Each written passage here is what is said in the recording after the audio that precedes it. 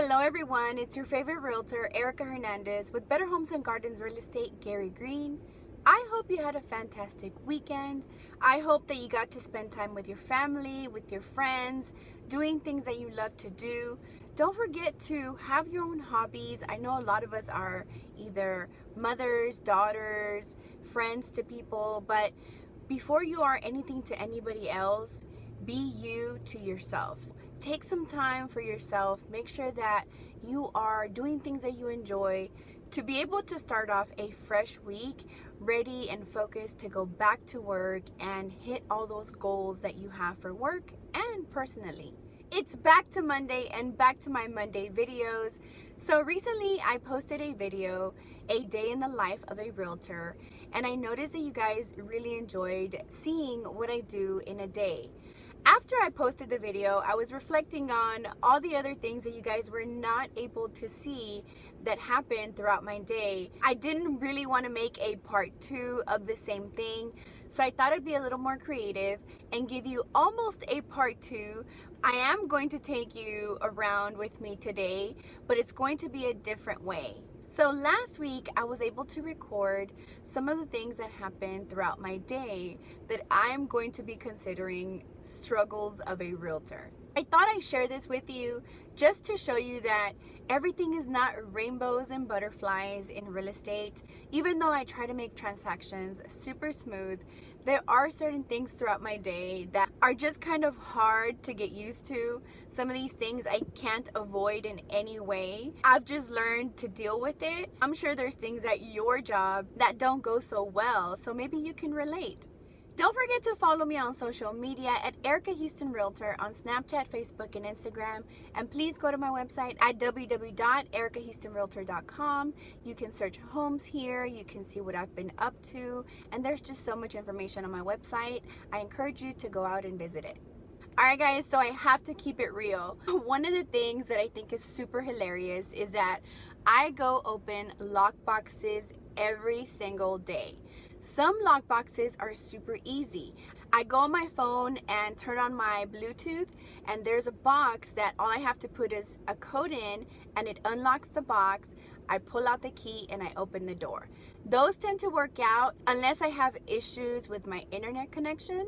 Then I should be able to get in. Sometimes the little lock box has a very low battery or the battery's out, and that could be a struggle. You will always catch me almost walking super fast to beat my clients, so by the time they get to the door I have it open because I get all hot and sweaty if the door doesn't open, if I'm not able to get in. So this is a daily struggle. On this topic of opening lock boxes, I've seen every single lockbox available. I've seen different combination ones and they give me the codes, and a lot of times the codes are wrong and I have to call the agent, hey, the code you gave me for this house is incorrect. Then they'll say, I'm so sorry, let me give you the correct code.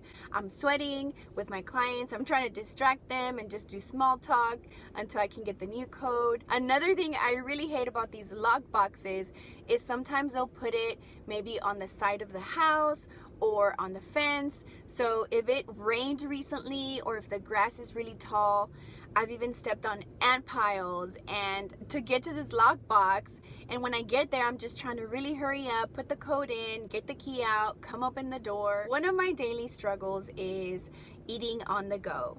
So a lot of times I make appointments and obviously I try to put in a gap for my lunchtime, but it never works out. Sometimes it does and I get super excited about that.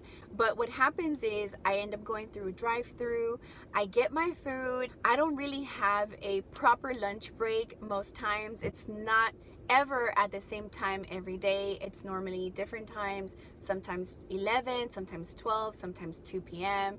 It's a crazy schedule. If I can, I may even just buy the food and stop at the house that I'm going to be showing, eat up real quick, and just while I'm waiting for my clients. If the clients get there super quick, I just stop eating, I clean my hands. Again, hashtag realtor struggles daily, almost daily. Recently, I went to a new construction site. I am always at new construction sites. Buyers really love buying new homes. So I'm there either finding out what new homes are available for a quick move-in. So I'm visiting sites either with clients or just to find more information on these new homes, because there's not any information on the websites that we use like Zillow and HAR. And so I'm always there trying to meet these sales reps, make relationships with them, find out what their new inventory is. So I'm always at new construction sites. Now, I did realize that it's a new construction site and people are working. There's normally trash and just debris in the streets. But one thing I recently learned is that there's also either screws, nails, other things that can puncture your tire. Recently, I actually ended up with a flat tire. I stopped in front of a beautiful home. When we were done looking at the home, the sales rep drove off, my buyers drove off, and I tried to drive off, and I could feel something really weird going on, and I saw the message in my car about my tires, and I thought, oh my God, no, please no, please no, please no. I ended up getting a flat tire. After that, I just ended up calling roadside assistance to come get my car and just tow it to the dealership so I can deal with it later. I did ask my buyers to come pick me back up because my tire was flat, and then they picked me up. We went back to the sales office and actually wrote a contract that day.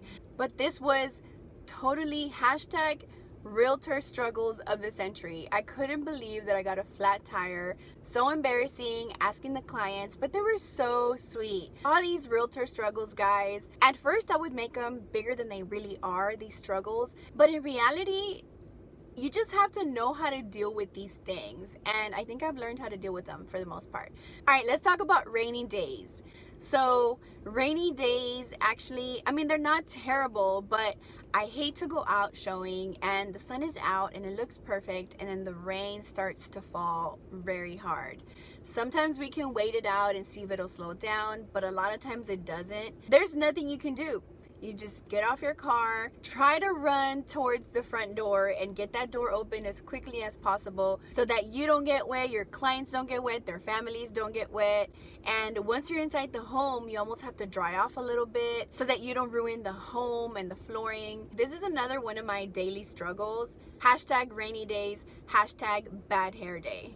On the other side of this, very hot days are also hard to deal with because you're constantly having to go inside and outside of a home, and you just start to sweat because the sun is hitting you so hard. A lot of times we actually do walk the homes, and it's recommended that you walk homes on the outside, the exterior, to look at possibly the brick, if there's any cracks and things like that. We're looking at ACs, we're looking at electrical panels, we're looking at how close the trees are. So walking outside on a very hot day, which has been this last week, is really tough. So I carry sprays in my car, I carry extra deodorant in my car, everything that I can do so that I don't stink. I mean, you're bound to smell bad when you're starting to sweat. However, I try to just deal with it and try to spray myself. It is what it is though, right? Hashtag hot days in Houston. Another realtor struggle I want to share with you today is when I'm putting out for sale signs, or I'm putting out open house signs, or even removing them, it's just a mess. With sometimes the dirt is a little dry, so I have to push extra hard, or if there's a big tree nearby and I hit a root and have to pull it out, put it back in. For sale sign especially is metal, so if it gets really hot, holding onto it is just a struggle because you almost feel like your hands are burning and you're trying to get it done and as quickly as possible. You want it to be as deep as possible into the dirt so that the sign doesn't fall off. So this is one of my daily struggles with signs. Alright guys, I hope you enjoyed this video. Don't forget to hit the like button if you enjoyed it, and subscribe to my channel and hit the notification bell so you don't miss any more videos. Thank you so much for stopping by today. I hope you enjoyed this video. I'm hoping that you can relate with me with all the things that happen and all the things that I go through as a realtor. You guys really enjoyed the life of a realtor video. If you didn't get to watch this video, go to my page on YouTube and give me a thumbs up if you like it. Write any comments you have. A lot of people seem to really enjoy that video. I'll put the link here so you guys can click on it. Thank you so much for watching. I hope you have an amazing week and come back and see me next Monday. Thanks.